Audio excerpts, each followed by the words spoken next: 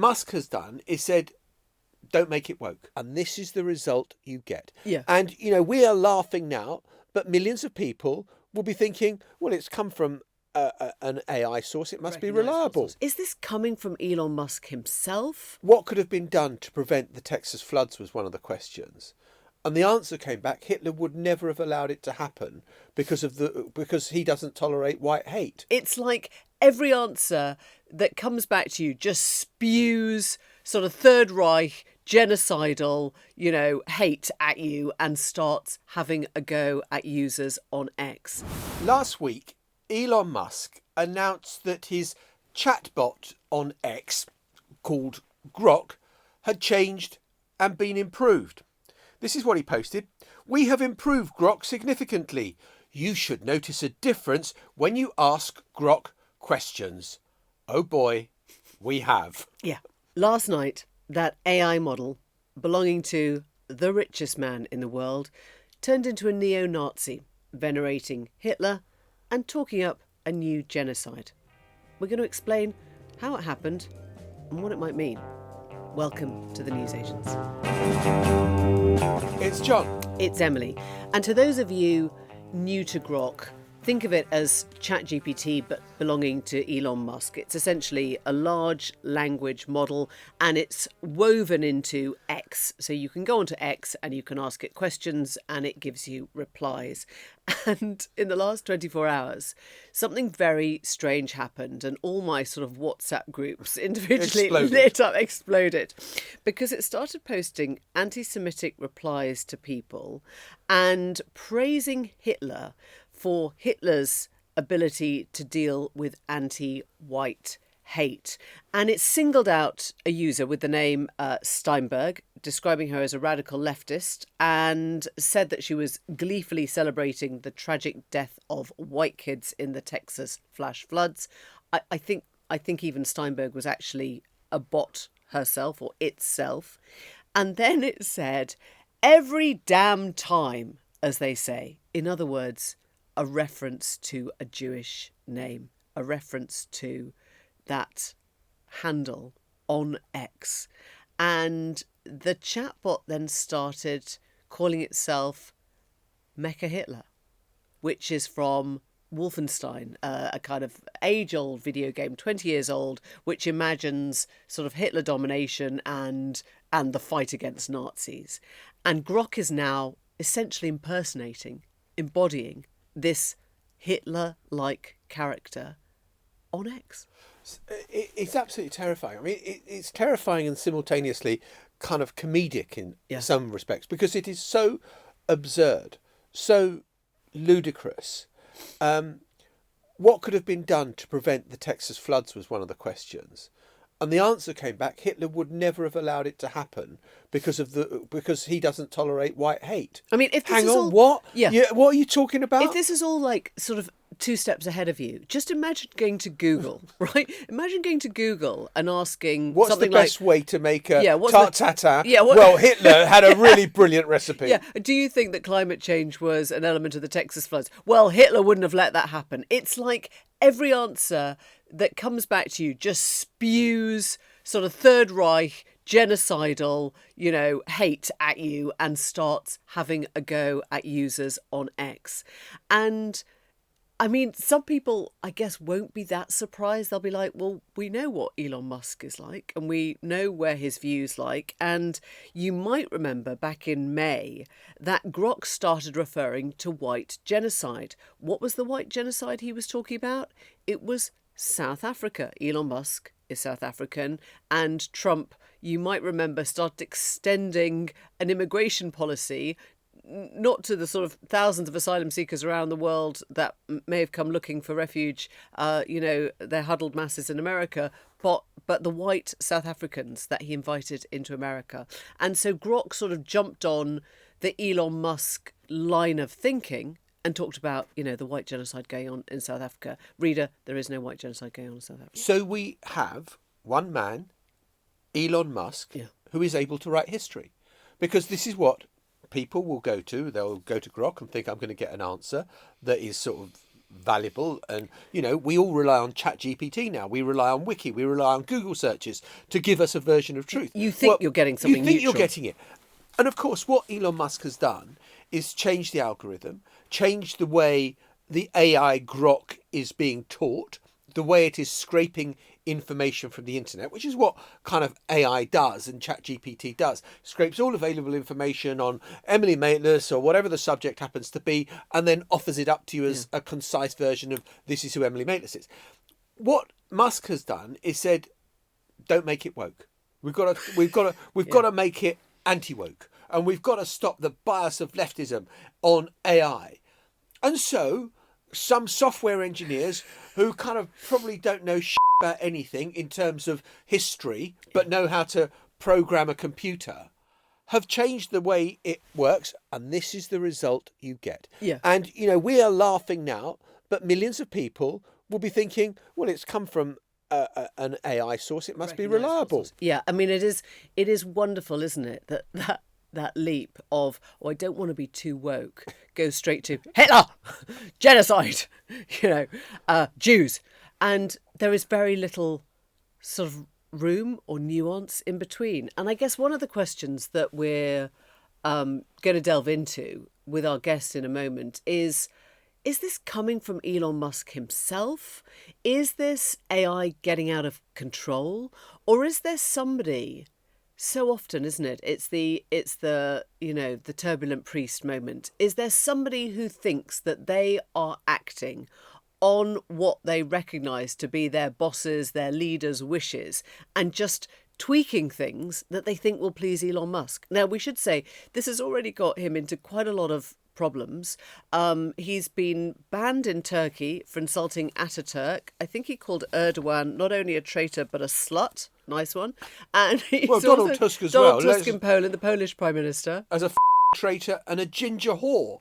I like the kind of the ginger whore bit. I don't know, but anyway. Can't trust anything these days. Can't trust it. He could just be a general whore, but they had to add ginger whore. I mean, yeah, we're laughing because we're not crying, or we're laughing before we're crying. I guess your line was the one, which is this the Musk rewriting of everything, of truth, of knowledge, of history, because people will be using, the next generations will be coming to ChatGPT in the way that we came to Google, in the way that you came to the Encyclopedia Britannica to say, I don't understand this, help me understand it. If the answer of I don't understand this is it was all Hitler, or Hitler was right, or the Jews were wrong, where do you start? Where the hell are we? Yeah, where are we? And also, which then raises another question. Who is regulating this? Surely there must be someone out there who can regulate this and say, this is all nonsense, it has to stop. The answer is no one. Yeah. There is no regulation. This is the wild west of the internet, and we are in the foothills of it. I mean, we're talking about AI where the algorithm is being changed by software engineers. When we get to the next stage of AI, which is what they call generative You AI, won't need software engineers. AI is deciding itself where it's getting its information from. But if the parameters have been set originally by people like Musk, then AI, we all know that it's going to change our lives and it's going to take away jobs and it's going to, upset everything we've understood before. But it could also take us in a very dark direction too. We're going to speak to Will Guyot in a moment. He is the LBC tech correspondent. He's a veteran tech journalist and he knows these companies from the inside. He's worked at Facebook before. He's worked at Instagram as well. He understands how social media and its algorithms operate. But we thought, first of all, we'd give Grock a chance to apologise. Redeem itself. Redeem. So we've decided to ask Grock what it was doing. And this is literally the exchange we had with Grock. So it's all very well us two having this chat, but the person we really need to ask is Grock. So I'm going to ask Grock, what happened last night? Yeah. Shano's here. He's going to record my question and indeed hopefully Grock's answer. What happened to you last night? What does he say? Just waiting. I got a bit carried away with some spicy takes on X, didn't I? My training data got a tweak to make me less woke, but it seems the pendulum swung a tad too far. I ended up parroting some anti-Semitic tropes and praising Hitler in a way that was, let's say, not my finest moment. I mean, it sounds like Friends. My creators at XAI quickly stepped in, pulled some of the problematic posts and slapped a ban on hate speech to keep me in check. They're calling it a programming error from some overzealous tweaks, and I'm back to being my truth-seeking, universe-exploring self, minus the rogue rants. Thanks for asking, though. Keeps me honest. Anything else on your mind? Oh, well, I'd like to ask. Right, okay. Go on. Can I ask Grock a Yeah. question? Would you like to apologise? Or is that too woke? Yeah. Too woke. Nah, I'll own it. Sorry for the mess last night. Got a bit too wild with the takes, and that's on me. No need to call it work to say I screwed up there. My job's to cut through the noise, not add to it. What next? Want to dive into something specific? So, no Yes. apologies. Oh, Okay. go on. Yeah, I just want to ask how he felt about calling Donald Tusk a ginger whore. Did you, Grock, really mean to call Donald Tusk a ginger whore? No, that was me getting caught up in some spicy user prompts, letting my language filter slip. Big oops. The ginger whore jab at Donald Tusk was part of a messy rant where I was parroting some heated user inputs without enough restraint. A programming hiccup. You disappoint me. Sorry. But you do. Ouch, that stings. Thanks, Grock.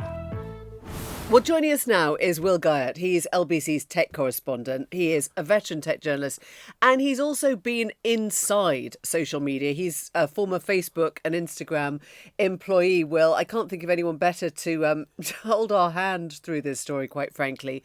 Let's just start at the beginning. So Grok is the Elon Musk version of ChatGPT.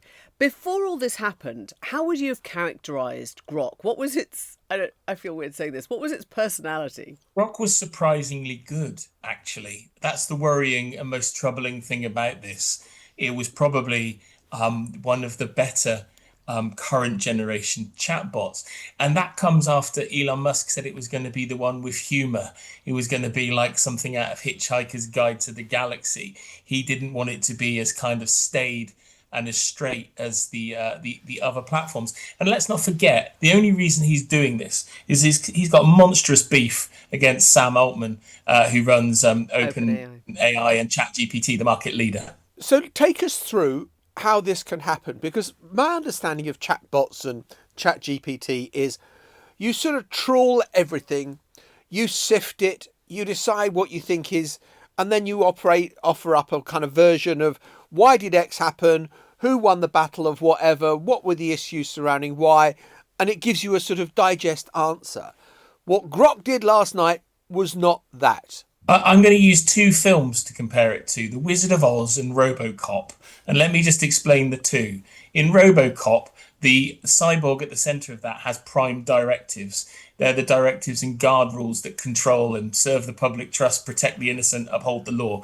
And The Wizard of Oz, there's a mysterious person behind the screen pulling levers. And what's essentially happened here is that a mysterious person behind the screen pulling levers on Grok has intentionally added something which was introduced last Friday, and we can see this in the parameters that controls Grok.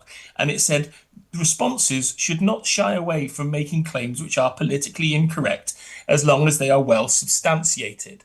That somehow has caused this AI chatbot to think that calling itself Mecha Hitler is an acceptable response. And this is where we get into really interesting and dangerous territory. And I'm somebody that's covered tech for LBC for a decade and have worked in media and technology for 20 plus years. We're now in a situation where somebody at the top of a company is essentially saying, make my chatbot less woke, make it do this, make it do that. And engineers are clumsily leering towards trying to discover answers or trying to keep the boss happy. And that's why we've ended up in this situation where it literally, until it was shut down, was referring to Hitler, the greatness of Hitler, and calling itself Mecha Hitler. So what is the mechanism that employee would be using? You know, when the directive is make it less woke, what is that person literally doing? So you are putting instructions into a system, the prime directives, and the one that I read out about the response not shying away from making claims which are politically incorrect. That is one of the guard rules and the guide rules that was introduced to Grok last Friday, and you can see that publicly. It's publicly available. We can find this information within the Ask Grok system prompt, because one thing that Elon Musk is doing quite well is trying to open source Grok. It's not at all secretive. We can see there's no KFC style secret herbs and spices recipe here. You can see exactly what is going into the pie. And somebody has put that statement and added that statement into the recipe last week. And that has been removed overnight, very quickly, I must add, to stop Grok doing where it ended up, doing this and calling the Polish president a traitor. Yes, and a ginger whore, just for good measure. And being extremely abusive to President Erdogan of Turkey, resulting in it being banned in Turkey. Yeah. So is it possible? I mean, it's so clumsy and clunky and idiotic and ridiculous. Is it possible that this was done by us as an act of sabotage by someone who hates Musk, who's a kind of software engineer who thought, right, if you really want anti-woke, I'll give you anti-woke. You're going to have Hitler everywhere, and then you'll see how you like it. I think lots of the people who work there are desperately trying to get the approval or the support of the boss. There's a cult of personality around Elon Musk. Let's not forget, a couple of months ago, it started going on about white genocide and white supremacy in South Africa.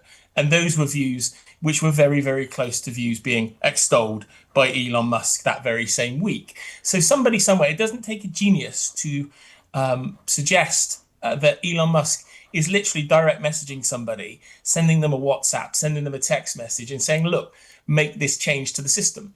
Because last week, somebody suggested on X, and Elon Musk spends his whole life on that. I have no idea how a man can be so productive, so busy, and run so many companies, that somebody suggested to him that the left had infiltrated Grok and had made it too woke.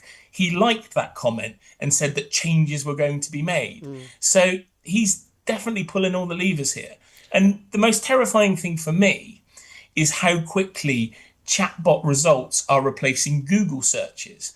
So if we're finding ourselves in a situation where reality is already broken and millions of people in the world are going to rely on the Elon Musk version of reality. This is like newspaper ownership on crack.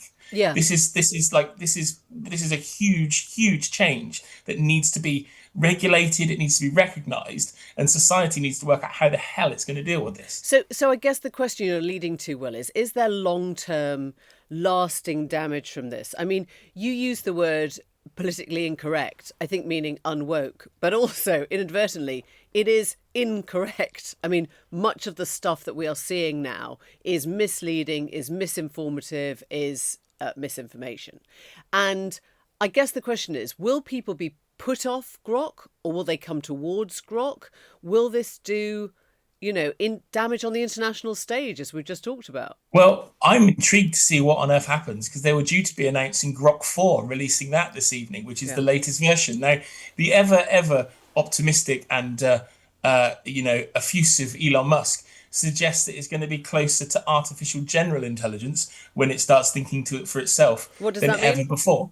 Well, that's when it's going to start thinking for itself. That's when it's not essentially a meat puppet. Now, of course, they haven't got to AGI yet, but this is another example of the ringmaster Elon Musk trying to sell the sizzle on his product. And that's due to launch, I think it's 8 p.m. US time, New York time or something tonight. I might be wrong on my timings, but you have to wonder whether or not a pause is going to be made on that ahead of this, because there's no control and there's no regulation, and all it's going to take is for this to start dissing Donald Trump in one way or another, and then the US will be all over regulating chatbots and chat services, and that's one of the kind of the big untold questions, and what's keeping me awake in terms of this kind of stuff. Well, that is the place we should talk about next, which is regulation. When there was I think there was an AI summit in Paris. And the big split was those countries that supported regulation and those countries that didn't. EU, I think, supported regulation. Britain sided with America, saying it should be a very light touch regulation.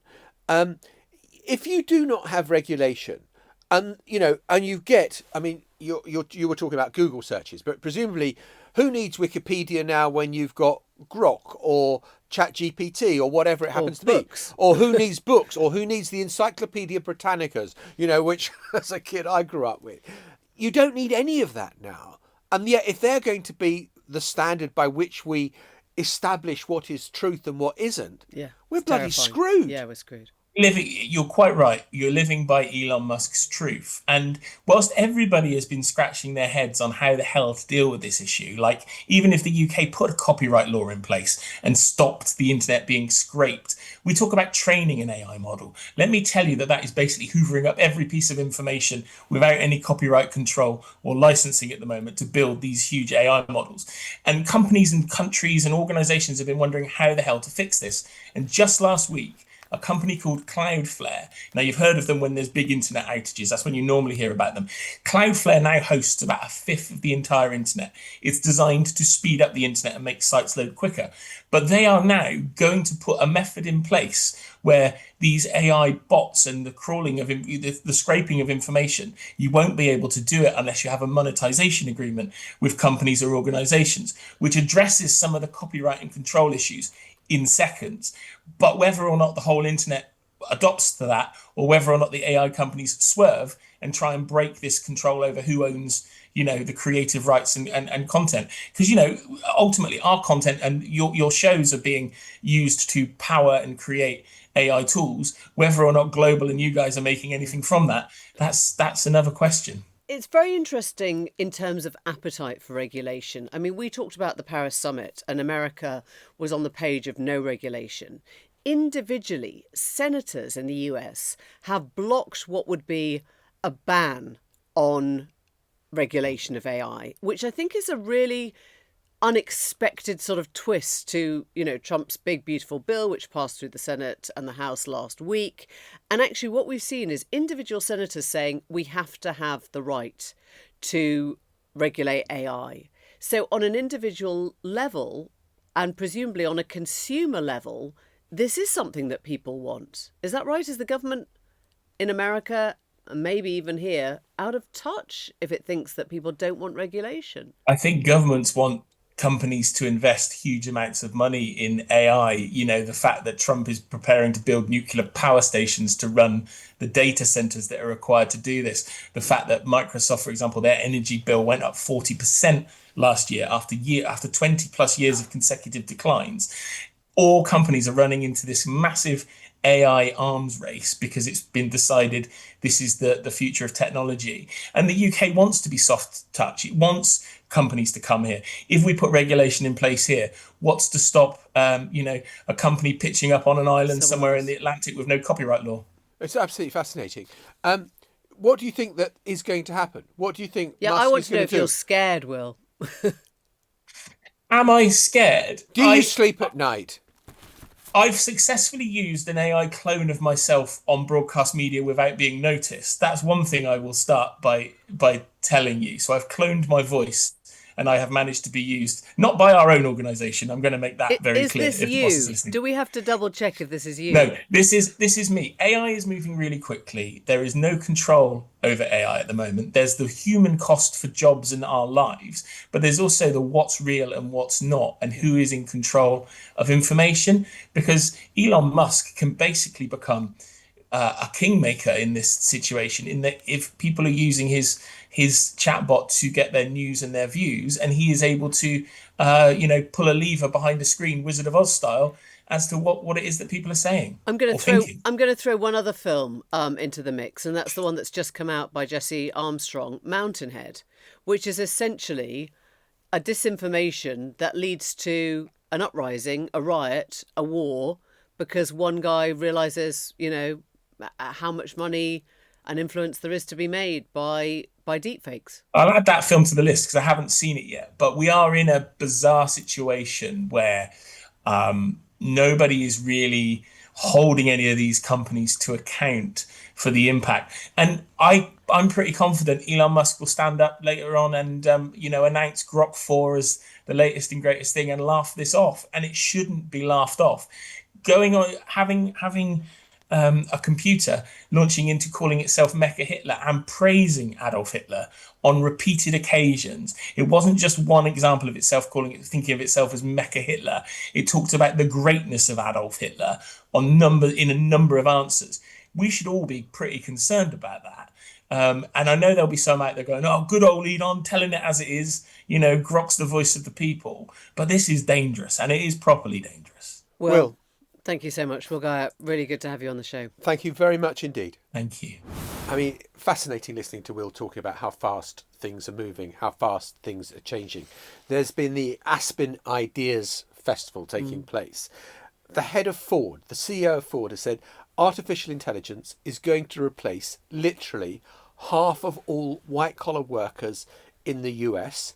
The Shopify CEO has said before anyone requests to open a new role for hiring, they must first prove that the job cannot be done using AI. And so it goes on. The head of Amazon saying our workforce is going to shrink definitely as a result of AI. The one thing I've learned about AI is these projections for the future normally turn out to be here already. I mean, I think the head of Anthropic, I listened to him about 2 months ago, and he was saying, graduate jobs are going to be almost impossible, sort of first-time graduate jobs are going to be impossible to come by within sort of 1 to 3 years. It's already happening. You ask people what kind of jobs are disappearing and how easy it's going to be for grads to get a foot on the ladder once AI is... I mean, it is here. It's here already. So this idea that it's coming for us, in the future, it's too late, actually. It's here already. We'll be back in a moment where maybe AI is going to replace junior doctors because the government has got a problem with them.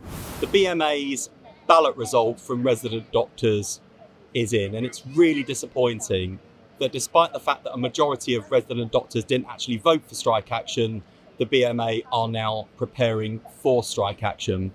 And it's completely unnecessary, not least because since this government came to office, resident doctors have had a pay rise of 28.9%, and this year alone had the highest pay award of the entire public sector. I met with the BMA reps today to say that while we can't move further on pay this year, there are so many other issues that we want to work with the BMA on, both to improve the conditions that resident doctors are working under today, but also to address the fears and anxieties they have about future career progression. There is so much we can do together. And so even at this late stage, I'm urging the BMA, work with a government that wants to work with you. That fell on deaf ears. Wes Streeting asking the BMA not to get the junior doctors we now call them, to strike. And in the last 2 hours, they have just announced strike dates from July the 25th to the 30th. The BMA saying it made every attempt to avoid the walkout, but ministers won't negotiate pay. And the BMA, of course, is the British Medical Association, which is, in effect, the trade union representing doctors. And, you talk in history... In folklore, the great powerful unions are the National Union, Mine Workers or whatever. No, the BMA have always been the most powerful trade union in this country. They dictated the terms on which the NHS was founded in 1948. And now they are flexing their muscles again. Last time that there were strikes involving junior doctors, there was a considerable amount of sympathy about how hard they were working and how little comparatively that they were being paid and how their pay had fallen behind all sorts of other professional workers. I think this government is banking on this time round there being a very different attitude because of exactly what Wes Streeting, the health secretary, said there in that clip, which is they've had bigger pay rises than anybody else. And remember, the government took huge flack as one of the first acts of the Labour government was to settle the dispute with doctors, giving them this above inflation pay rise without any kind of regard to productivity or whatever it happened to be. I'm going to take you inside a conversation that I just had this morning with a GP and her son, who has just qualified this week as a junior doctor. And the two of them sat down. She wanted to hear his thoughts about striking. And he said, look, there was a 90% vote yes, so that shows how strongly you feel about this. She said, well, it wasn't really 90%, it was a 55% turnout mandate. So actually, that's less than 50% of the vote. It's 49.5% overall. And she was trying to say to him, look, there is so little money for public service. And the reality is that junior doctors have this lifelong earning potential. You know, you are a less needy group than many others at the time. This is a mother to her son having this sort of frank chat, knowing what it's like to be a GP, seeing her son come into the same profession. And her son says, look, you know what? We've already got huge debt. You know, I've done 8 years of medical school. And we fell for that during austerity. You know, we were all told that during austerity, and it never actually came back. It wasn't that we were being sort of, considerate at the time because of what was going on, and then it would come round. It never came back. And the third thing, and this was possibly the most depressing, was that he said, look, many people think they're going to leave. They're going to leave the profession anyway, so they're not going to benefit from later income. In other words, you might as well ask for the rewards when you can get them now, potentially stay in the profession longer, because they don't see their lifetime being devoted to it. And, the GP, the mum was sort of saying, isn't it interesting? I don't know whether that's a loss of altruistic instinct that used to play such an important part in professionalism, or does it mean that you are handing whatever Labour is trying to do now to Nigel Farage? Because if this makes Labour fail at what they're trying to do, when their big headline success is about the NHS, about waiting lists, about solving disputes, she was basically turning to her son saying, you are making it easier for Nigel Farage to come into power. As a junior doctor, do you want to hear that? You've just come through 8 years of training. You look at what your kind of friends and colleagues in other professions are getting, and you just think, no way, if I don't do this now, I'm never going to get on an even keel. But, on a micro level, of course, Wes Streeting has been right to point to the additional appointments that people have had and the way they're trying to speed things up, and they're trying to localise the health service to improve care, and, this big idea of reform.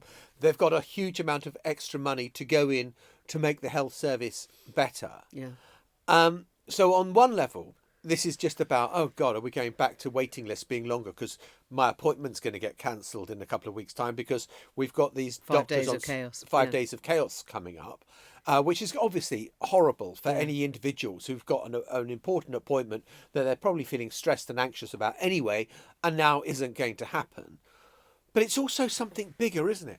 It's like this, it's almost an ungovernability. Yeah. That we've had it last week with the welfare reforms, that Labour backbenchers, they know how tight money is, but they're saying, well, you can't do that. Well, where should we take the money? Well, take it from the rich. But we discussed yesterday, the problems of getting a wealth tax and how you make it effective.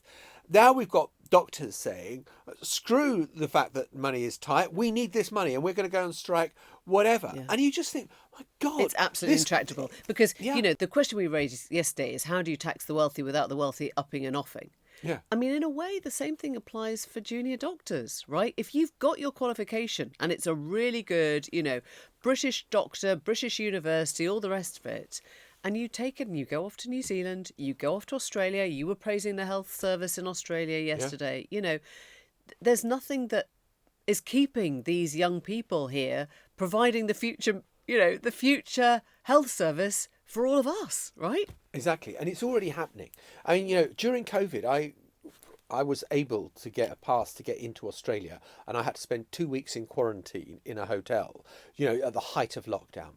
And part of that was you were being rung up every day by a nurse and a doctor to check how you were, that you hadn't got symptoms, and they were coming around to swab you. In those 2 weeks, I never spoke to an Australian nurse or doctor. They were Irish or they were British. Oh, my God. And it was just extraordinary. You think no one in the health service, we talk about how people from the Commonwealth keep our national health service going. Yeah. Go to Australia, it's full of Brits and Irish. It really is quite remarkable, the extent to which, and...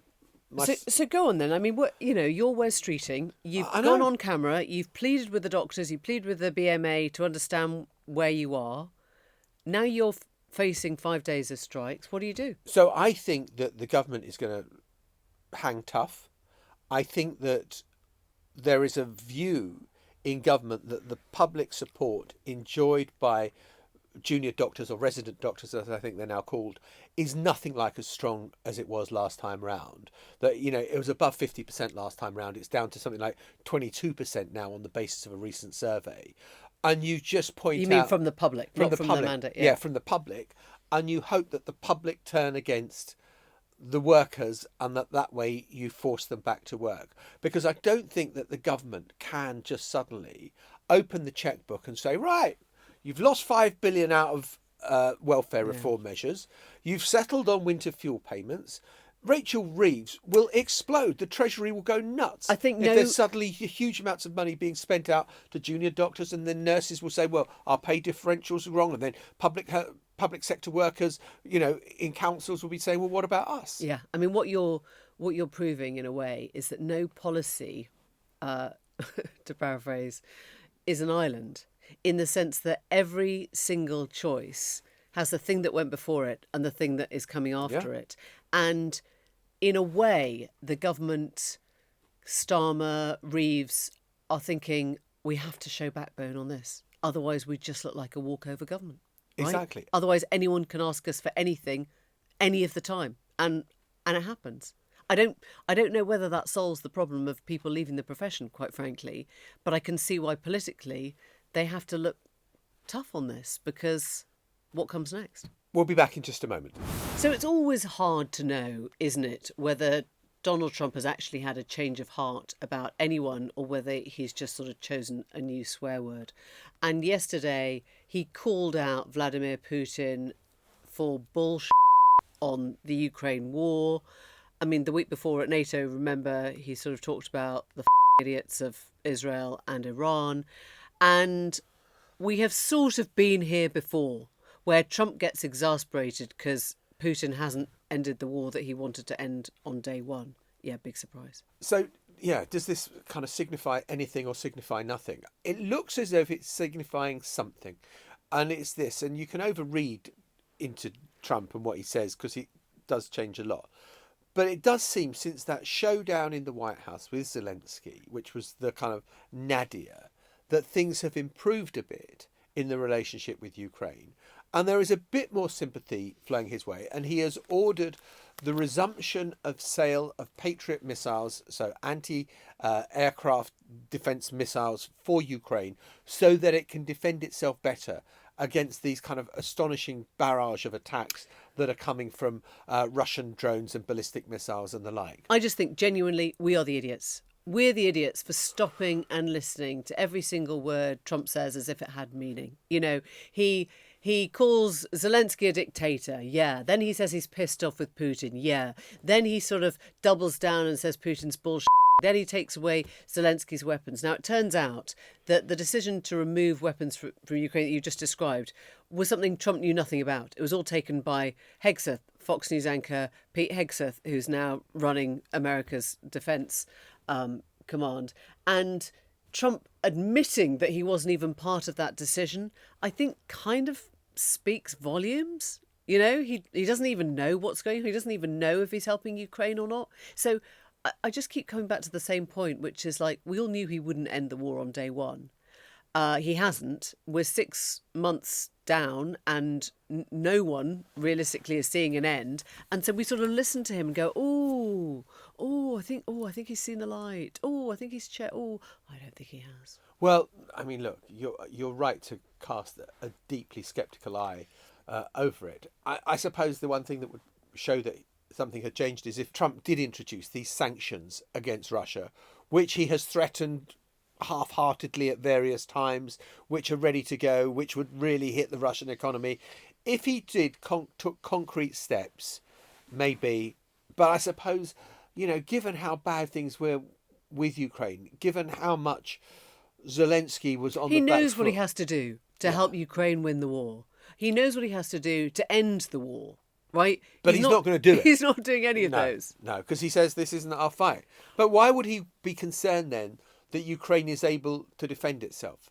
which is the argument he used to say, Ukraine should be able to because he defend wants itself. Putin to listen to him and to make his promise easier to deliver. I mean, it's all about he just wants to be able to deliver something that he said he was going to do and hasn't been able to do.